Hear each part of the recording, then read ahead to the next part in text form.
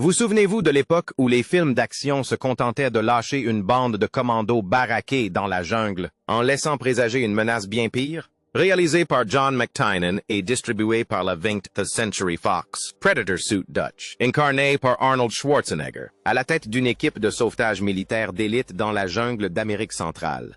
À ses côtés, Dylan Carl Weathers, Blaine Jesse the Body Ventura, Mac Bill Duke et Billy Sonny Landham. Ce qui commence comme une simple mission commando dégénère rapidement lorsque l'équipe réalise qu'une entité invisible, intelligente et résolument non humaine les élimine un par un. Aujourd'hui, on vous présente 15 anecdotes insolites sur Predator. Ne manquez pas la première. Arnold Schwarzenegger a bel et bien quitté la jungle en plein tournage pour se dire « oui ». Et sa destination de lune de miel était encore plus improbable que le mariage lui-même. Avant de commencer, n'oubliez pas de liker, de vous abonner et de partager cette vidéo. Cela permet à YouTube de montrer cette vidéo à davantage de fans de films rétro comme vous. Le costume du Predator pesait plus de 45 kg. Le Predator ne se déplace pas vite. Il track. Et cette patience terrifiante n'était pas un choix créatif au départ. C'était de la gravité. Le costume final du Predator pesait plus de 45 kg. Rien que le costume, sans même parler de la chaleur de la jungle ou de la fatigue. Même un géant de 2,18 mètres comme Kevin Peter Hall avait besoin de câbles élastiques pour se déplacer correctement. Sans eux, marcher était à peine possible et courir, tout simplement impossible. Cette contrainte, pourtant, a résolu par hasard le plus gros problème du film.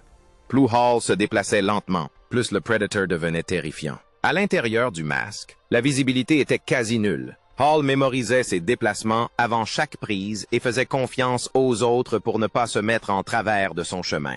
Respirer n'était guère plus aisé. La tête du Predator emprisonnait la chaleur comme un four, et la jungle mexicaine se chargeait du reste. L'équipe a installé une combinaison réfrigérante sur mesure sous le costume qui faisait circuler de l'eau froide. Mais même ainsi, Hall ne pouvait rester dans le costume que pendant environ 2 heures avant que cela ne devienne réellement dangereux. Entre les prises, les membres de l'équipe accouraient, retiraient la tête et le laissaient de respirer. La créature la plus intimidante du film a passé la moitié de son temps sur le plateau à ressembler à un homme en sueur, à bout de souffle, près du buffet. Et pourtant, toute cette souffrance a porté ses fruits. Il s'avère que les monstres les plus terrifiants ne sont pas rapides, ils sont inévitables. Le Predator était tellement raté qu'il a failli faire capoter le film. Avant de devenir l'un des monstres les plus terrifiants du cinéma, il a failli tuer le film Stone Dead. La première version de l'Alien était si mauvaise que, lorsque les images tests sont arrivées, le studio a paniqué. D'après Arnold Schwarzenegger, la créature ressemblait à un homme déguisé en lézard avec une tête de canard, ce qui n'est pas idéal pour traquer des commandos d'élite dans la jungle. C'est plutôt le genre de choses qu'on veut pour poursuivre des touristes dans un parc d'attractions à petit budget. La créature originale, conçue par Boss Film Studios, était agile et insectoïde. Mais lorsque les Rushes parvinrent aux dirigeants de la Fox, la réaction fut immédiate. Le monstre n'était pas effrayant, il était même involontairement drôle. Alors, l'impensable se produisit. La production fut arrêtée. Le tournage fut interrompu pendant des semaines, le temps de mettre la créature au rebut et de la repenser entièrement. La production se retrouva soudainement à gaspiller de l'argent sans aucun résultat, si ce n'est un désastre en caoutchouc très coûteux. C'est alors que Stan Winston a pris les rênes et a entièrement repensé le Predator, confiant les rôles à Kevin Peter Hall, un colosse de 2,18 mètres, afin de lui conférer une véritable présence physique. Cette refonte a coûté environ 1,5 million de dollars, soit le double du coût du costume initial, mais elle a sauvé le film. Le Predator avait enfin une apparence extraterrestre, puissante et intelligente, capable de décimer une escouade de commandos sans le moindre effort. Jean-Claude Van Damme était le Predator original. Bien avant d'incarner le colosse bruxellois, Jean-Claude Van Damme a failli devenir l'un des monstres les plus célèbres du cinéma. Le mot-clé ici est « failli ». En 1986, Van Damme était ambitieux et cherchait encore sa chance. Alors, lorsqu'on lui a proposé un rôle dans Predator, il a cru que le rêve était enfin devenu réalité. Il y avait juste un petit malentendu. Il pensait incarner un extraterrestre expert en arts martiaux qui affronterait Schwarzenegger. En réalité, il s'était retrouvé à transpirer à grosses gouttes dans un costume en caoutchouc cauchemardesque, tout en étant invisible. Van Damme ne pouvait pas se battre comme il le souhaitait, ne voyait rien à travers le masque et passait le plus clair de son temps à essayer de ne pas tomber. Il rêvait de coups de pied retournés.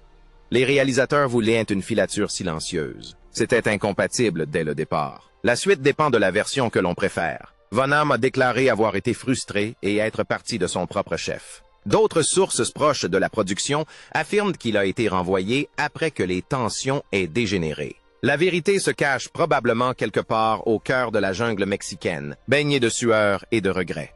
Quoi qu'il en soit, il fallait un nouvel acteur pour le rôle. Et vite. C'est là qu'entra en scène Kevin Peter Hall. Sa stature imposante et ses mouvements gracieux conféraient à la créature une présence surnaturelle qui la rendait enfin crédible en tant que chasseur hors pair. Il a même incarné le pilote de l'hélicoptère lors de la scène de sauvetage finale, restant parfaitement invisible du début à la fin. Von Hamm a accédé au statut de superstar grâce à Bloodsport et Kickboxer. Le Predator, quant à lui, est devenu une légende. Et quelque part entre les deux, Un costume en caoutchouc, fruit de mauvais choix, laisse relier. James Cameron a donné au Predator son visage par hasard. L'un des visages de monstres les plus reconnaissables de l'histoire du cinéma n'est pas né dans une salle de réunion ni lors d'une session de conception interminable. L'idée est née dans un avion. Winston venait de terminer un autre petit projet de science-fiction intitulé Aliens. Louis et son réalisateur, James Cameron, se rendaient ensemble au Japon pour une tournée de presse lorsque Winston commença à esquisser des idées pour le nouveau design du Predator en plein vol. Cameron se pencha, feuilleta les dessins et lâcha nonchalamment ce qui allait devenir l'une des phrases les plus importantes de l'histoire de la conception des créatures. Vous savez, j'ai toujours rêvé de voir une créature avec des mandibules. Une remarque lancée à la légère, à 9,0 mètres d'altitude, qui a bouleversé toute une franchise. Winston s'est emparé de l'idée et a commencé à dessiner des pièces buccales insectoïdes se déployant depuis le visage de la créature. Le prédateur pouvait ainsi conserver une apparence humanoïde tout en dissimulant une nature profondément inhumaine. Un visage d'apparence tout à fait normale jusqu'à ce qu'il s'ouvre. Ce simple choix esthétique devint la caractéristique distinctive du prédateur. Ses mandibules lui permettaient de siffler, de claquer, de déployer ses dents et de se déchaîner, de communiquer sans prononcer un seul mot, transformant une bouche immédiatement reconnaissable en ce qui distinguait cette créature de tous les autres monstres de cinéma. Le tournage dans la jungle a été un véritable calvaire. Predator ressemble à un film où des hommes sont traqués dans la jungle. En réalité, c'était un film où la jungle a traqué toute l'équipe de production. Le tournage a eu lieu dans la jungle mexicaine et dès le premier jour, tout a tourné au cauchemar. La chaleur était insoutenable. Le terrain était impitoyable. Et puis, le véritable fléau est apparu, l'eau. Un système de purification défectueux à l'hôtel du bateau de croisière a provoqué une épidémie massive de diarrhée chez les voyageurs, qui a ravagé la production comme un ennemi invisible. Ce qui était tout à fait approprié vu le film qu'il tournait. Les acteurs et l'équipe technique sont tombés les uns après les autres. Non pas que je me sente mal, mais plutôt malade, au point de paralyser la production et de détruire ma dignité. Le réalisateur John McTiernan a réagi en supprimant complètement la nourriture locale. Il a importé des biscuits et des boissons en bouteille qui sont devenus son régime alimentaire habituel. Et cela a fonctionné. Il a évité la maladie. Il a également perdu environ 11 kilos et ressemblait à un homme qui se volatilise lentement sous la pression du studio. Mais il a échappé à la maladie. Même Arnold Schwarzenegger, qui semblait génétiquement programmé pour survivre à tout, n'y a pas été immunisé. Entre les exigences physiques incessantes, les tournages de nuit dans une eau glacée et ceux de jour sous une chaleur accablante, Arnold a également perdu environ 11 kilos. Le Predator n'était pas la seule créature à chasser les humains dans cette jungle. Un acteur avait besoin d'un garde du corps parmi les acteurs. Predator comptait déjà un chasseur implacable à l'écran. En coulisses, il y en avait un autre. Tout le monde surveillait discrètement Sonny Landham, qui incarnait le traqueur froid Billy et dont l'intensité sur le plateau était telle qu'elle mettait tout le monde mal à l'aise. Le studio a donc pris une décision presque inédite. Ils ont engagé un garde du corps à temps plein pour Landham, non pas pour le protéger lui, mais pour protéger tout le monde. Ce n'était pas une décision artistique, mais une exigence de la compagnie d'assurance. Landham avait la réputation d'être instable, imprévisible et parfois violent. Ainsi, pendant toute la durée du tournage, un garde du corps imposant de 2,03 mètres a suivi Landham jour et nuit. Sa seule mission était d'empêcher Landham d'exploser et d'entraîner quelqu'un dans sa chute. Et voici le plus étrange. Sur le tournage de Predator, Landham était, semble-t-il, d'un professionnalisme irréprochable. Le garde du corps n'a jamais eu à intervenir, mais son aura était bien réelle. Les membres de l'équipe le décrivaient comme intimidant, même lorsqu'il était inactif. Il aurait refusé de porter des protections lors des scènes de combat, insistant sur le fait que les vrais hommes n'ont pas besoin de fausses armures. À un moment donné, il aurait lancé une machette dans un arbre avec une telle force que les gens ont renoncé à s'approcher. Du coup, oui, le garde du corps est resté. La minigun était trop puissante pour la caméra. Celle de Jesse Ventura ne se contentait pas de dominer la jungle. Elle défiait les règles du cinéma. Quand Ventura est apparu dans le rôle de Blaine, sa minigun M134, surnommée affectueusement Minigun, apparaissant sans la moindre douleur, l'arme a parfaitement rempli sa fonction. Une cadence de tir absolument folle. En configuration militaire réelle, ces canons crachent environ 6-0 coups par minute, ce qui paraît impressionnant jusqu'à ce qu'on essaye de le filmer. Car à l'écran, les canons ne tournaient pas, ils semblaient figés, parfois même en rotation inverse, un effet stroboscopique classique. La même raison pour laquelle les roues des chariots et les vieux westerns ont des effets étranges. Le canon était littéralement trop rapide pour 24 images par seconde. La production a donc dû le rendre moins puissant pour qu'il paraisse plus imposant. La cadence de tir a été réduite à environ 1/3 de sa vitesse initiale grâce à un moteur spécial. Toujours incroyablement rapide, mais suffisamment lente pour que la caméra puisse capter la rotation des canons, créant ainsi le flou hypnotique que les spectateurs attendaient du plus gros canon de l'histoire du cinéma.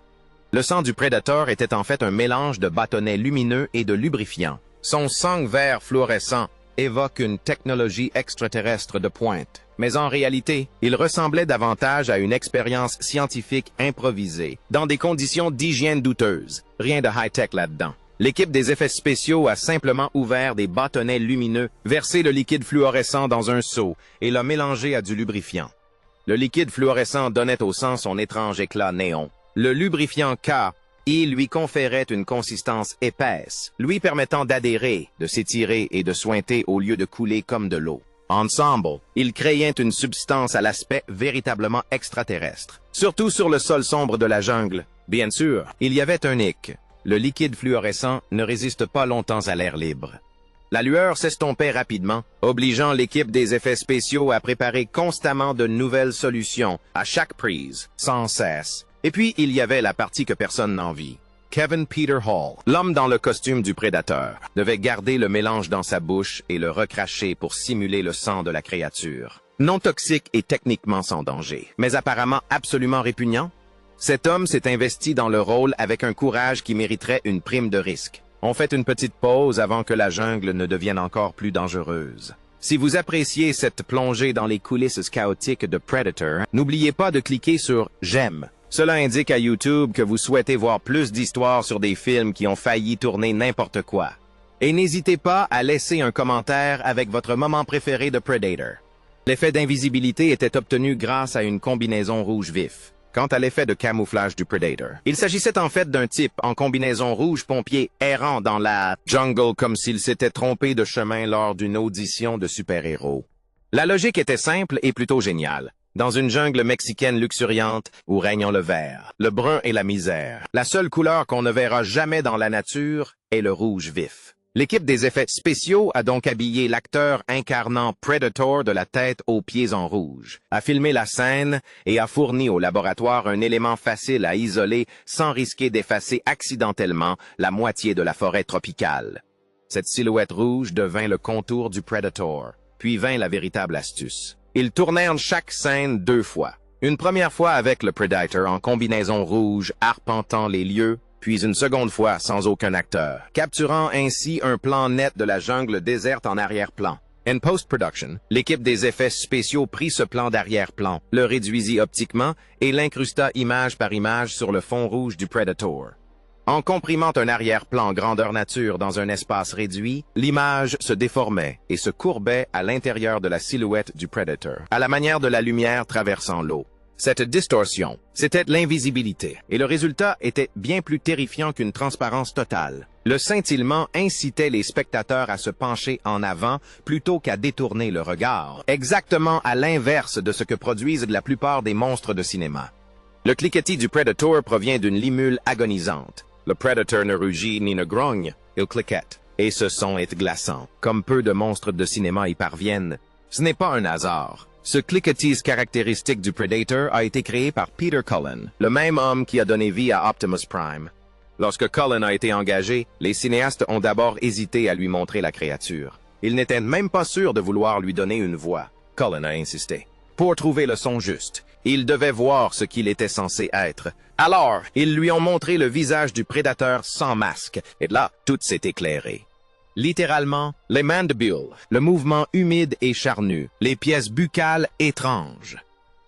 Tout cela a fait ressurgir un souvenir d'enfance que Cullen n'avait pas évoqué depuis des années. Enfant, dans le Massachusetts, il avait vu une limule retourner sur le dos, agonisant lentement au soleil. Tandis qu'elle luttait pour respirer, elle émettait un horrible gargouillis, un crépitement, un cliquetis, silencieux, sans éclat, et pourtant si profondément perturbant qu'il vous marque à jamais. C'était ce son. Cullen le recréa en émettant un grognement sourd et rauque au fond de sa gorge, donnant au bruit une dimension biologique plutôt que théâtrale. Ce n'était pas un cri de monstre, c'était le son d'une créature luttant pour survivre. Quelque chose d'animal, quelque chose d'ancien, et quelque chose qu'on n'était pas censé comprendre. Et ce choix a tout changé. Pas de synthétiseur, pas d'artifice de studio, juste un type qui canalisait un crabe mourant sur une plage et qui, d'une manière ou d'une autre, a réussi à terroriser toute une génération avec des cliquetis. Le pari légendaire entre Arnold et Jesse Ventura sur les biceps. La compétition la plus intense sur le tournage de Predator opposait deux égos surdimensionnés, un maître ruban et aucune chance d'obtenir un résultat équitable. Lors des essayages de costumes, Jesse Ventura a entendu par hasard une conversation entre costumiers. Ses bras étaient plus gros que ceux d'Arnold Schwarzenegger, sur un plateau de film d'action des années 80. C'est comme une déclaration de guerre. Ventura a pris cette information en compte et a fait ce que n'importe qui de sensé aurait fait. Il a défié le septuple monsieur, Olympia, à un pari de $100 pour savoir qui avait les plus gros biceps. Arnold a accepté immédiatement, ce qui aurait dû alerter Ventura. Sachant que Ventura se fiait à ses remarques sur les costumes, Schwarzenegger s'est discrètement concerté avec l'équipe de mesure à l'avance. Lorsque la mesure officielle a eu lieu devant tout le monde, le résultat était sans appel. Les bras d'Arnold étaient plus gros. Des années plus tard, la vérité a enfin éclaté. Arnold a avoué avoir truqué toute l'affaire, manipulant l'enregistrement et les personnes qui le détenaient. Ventura a compris qu'il n'avait jamais eu la moindre chance de gagner. Le pari était déjà joué d'avance. Cet homme préférait falsifier les mesures plutôt que de risquer un match nul. Les acteurs se sont musclés exprès. Predator n'avait pas seulement l'apparence d'un film sur des soldats d'élite. Il fonctionnait comme tel pour renforcer l'idée que cette escouade représentait le summum de la létalité humaine. Les acteurs se levaient vers 4 heures du matin. Chaque jour, avant le tournage, Arnold, Ventura, Carl Weathers, Sonny Land et Bill Duke s'entraînaient à la musculation. Ils se retrouvaient tous sur une structure de fortune avant l'aube, mais pas forcément ensemble. D'après Carl Weathers, le vrai objectif n'était pas l'entraînement en groupe, mais l'entraînement secret. Les acteurs s'entraînaient seuls en cachette pour gagner en masse musculaire sans que personne ne s'en aperçoive, car le but était de donner l'impression que leurs muscles étaient naturels. Pas d'effort, pas de sueur, juste la génétique et le destin. Bien sûr, quand 5 gars se lèvent chacun de leur côté avant l'aube pour s'entraîner en secret, le secret ne le restait pas longtemps. C'est devenu une compétition tacite. Si quelqu'un paraissait plus musclé sur le plateau, les autres ajoutaient discrètement des répétitions le lendemain matin. Personne ne voulait être le plus petit de la bande, surtout pas à côté d'Arnold. L'obsession ne s'est pas arrêtée une fois les caméras en marche. Haltères et élastiques étaient rangés juste hors champ. Avant chaque prise, les acteurs faisaient de courts exercices de musculation pour que leurs muscles paraissent aussi volumineux et définis que possible. Ces gars-là abordaient chaque image comme une compétition de bodybuilding devant un public extraterrestre. La blague sur Rocky Balboa qui a donné naissance à Predator par inadvertance. Predator a commencé comme une plaisanterie hollywoodienne, et même pas très subtile. Au milieu des années 80, juste après que Rocky IV ait fait de Sylvester Stallone l'homme le plus invincible du cinéma, une remarque sarcastique a commencé à circuler. Rocky a battu tout le monde sur Terre. On parie qu'il va affronter un extraterrestre ensuite, Ryrus. Super. Les frères scénaristes Jim et John Thomas se sont emparés de cette idée et ont décidé de faire le choix le plus audacieux qui soit, la prendre au premier degré. Le résultat? Un scénario construit autour d'un concept d'une simplicité géniale. Si le gibier le plus dangereux est la chasse entre humains, alors tôt ou tard, l'homme devient la proie. C'est là que la légende se complique, comme souvent à Hollywood. selon certaines sources. Les frères Thomas auraient déjà des versions du scénario en tête dès 1983, avant même la sortie de Rocky IV. D'autres affirment que la blague sur Rocky n'a pas tant créé l'idée qu'elle ne l'a cristallisée, offrant ainsi au producteur une présentation simple et claire. Héros d'action contre extraterrestres. Quoi qu'il en soit, le cliché a fait mouche. Ce qui avait commencé comme une boutade sarcastique sur la lassitude des franchises a fini par donner naissance à l'un des monstres les plus légendaires de l'histoire du cinéma. Né de la chaleur, de la boue et de la lente prise de conscience que toute cette musculature ne sert à rien face à quelque chose de plus intelligent, de plus silencieux, déjà agrippé à votre colonne vertébrale. Le film a failli s'appeler Hunter. Predator a failli avoir le titre le plus générique et agressif qui soit. Avant de devenir l'un des titres de films les plus intimidants des années 80, il s'appelait simplement Hunter. Et à vrai dire, le nom avait un certain sens. Dans les premières versions du scénario, l'extraterrestre ne traquait pas seulement un groupe de commandos malchanceux. L'histoire était présentée comme celle d'un chasseur de trophées galactiques, voyageant de planète en planète à la recherche des proies les plus dangereuses de l'univers. Les humains n'avaient rien d'exceptionnel. Ils étaient simplement les derniers à être assez stupides pour emporter des armes dans la jungle. Mais Fox réalisa rapidement qu'une série télévisée populaire intitulée Hunter était déjà diffusée à ce moment-là. Même titre, même rayons en vidéoclub, même confusion inévitable. Il a donc fallu changer le titre, et heureusement, car Hunter sonne tellement clinique, presque poli, comme un documentaire animalier commenté par un homme en pantalon kaki. Predator, Louis, évoque une créature qui vous dévore sans même prendre la peine de connaître votre nom. Ce simple changement d'un mot a complètement métamorphosé le film. L'histoire a cessé de mettre en scène un sportif extraterrestre de haut niveau pour se concentrer sur une force invisible traquant des soldats d'élite qui ignorent même être déjà morts. L'accent est passé de l'action au suspense, de l'identité du chasseur à la menace qui nous observe. Hunter aurait pu fonctionner. Predator est devenu une légende. Arnold a quitté la jungle pour se marier. Predator est un film qui raconte l'histoire de commandos d'élite traqués dans la jungle. Et en plein cœur de cette boue, de cette sueur et de cette paranoïa liée aux extraterrestres, Arnold Schwarzenegger s'est accordé une pause pour se marier. Pendant le tournage en 1986, Arnold a quitté temporairement la jungle mexicaine, s'est envolé pour le Massachusetts et a épousé Maria Shriver le 26 avril. Cet homme a traité son propre mariage comme une simple pause déjeuner. Départ, mariage, retour, combat contre Alien. Arnold n'est parti que quelques jours avant de revenir terminer le film. Fidèle à la tradition des héros de films d'action des années 80, il n'a même pas pris de véritable lune de miel. Au lieu de cela, il a ramené sa nouvelle épouse sur le plateau de Predator. La lune de miel se déroulait dans la même jungle mexicaine où tout le monde avait la diarrhée. Le costume du monstre pesait environ 55 kg, et les acteurs se levaient à 4 heures du matin pour faire de la musculation par pure provocation. Le grand amour, vraiment. Naturellement, l'équipe l'a accueilli à sa manière. Ils ont rempli la baignoire de la chambre d'hôtel d'Arnold et Maria de Grenouille. Alors, lorsqu'elle a voulu prendre une douche relaxante, elle a eu la surprise de tomber nez à nez avec un amphibien vivant. Bienvenue dans la jungle. La plupart des couples en lune de miel ont droit à du champagne et un coucher de soleil. Maria Shriver, elle, a eu droit à l'humidité de la jungle, à une équipe se nourrissant de biscuits et d'eau en bouteille et à une baignoire remplie d'animaux sauvages indésirables. Pendant ce temps, Arnold était de retour sur le plateau le lendemain matin, couvert de boue, tirant à blanc sur un homme en combinaison de caoutchouc. Seul Arnold Schwarzenegger pouvait traiter un mariage comme une simple halte au stand de ravitaillement et un plateau de tournage comme un lieu de villégiature pour les jeunes mariés, et réussir à faire fonctionner les deux.